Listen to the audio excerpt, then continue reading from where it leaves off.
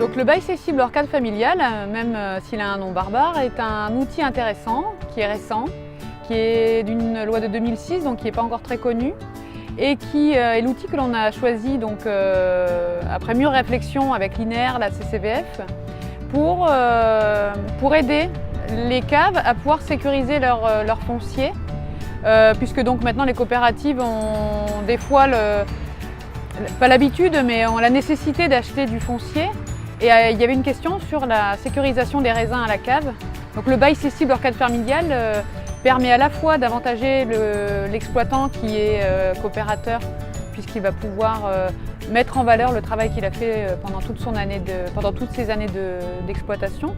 Et ça permet aussi à la coopérative de conserver les raisins à la coopérative avec un outil juridique légal et très encadré, puisque en bail authentique, donc fait chez notaire.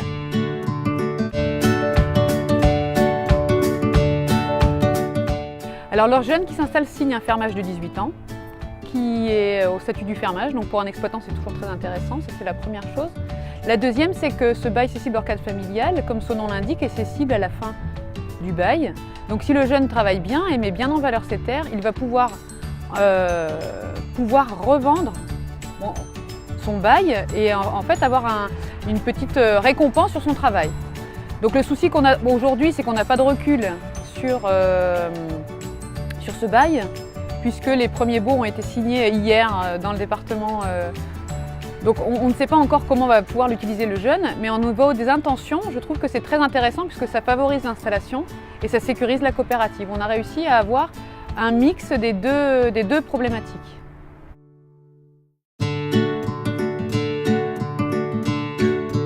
Alors, la cave, c'est indéniable, c'est un outil très intéressant puisque ça lui permet de conserver l'apport des raisins de cet exploitant à la coopérative sans faire de clause résolutoire, sans faire de convention annexe, tout en permettant d'avoir des incitations à l'engagement. C'est-à-dire que le coopérateur conserve sa durée d'engagement à la cave, conserve son fermage, mais les deux sont liés.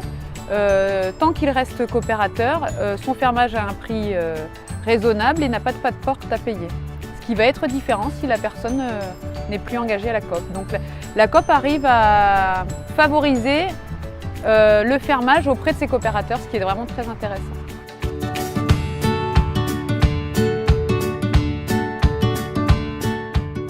Le garde-fou est naturellement imposé puisque c'est un bail authentique, donc il doit être signé chez notaire, ce qui est une sécurité juridique indéniable pour la coopérative et pour le coopérateur.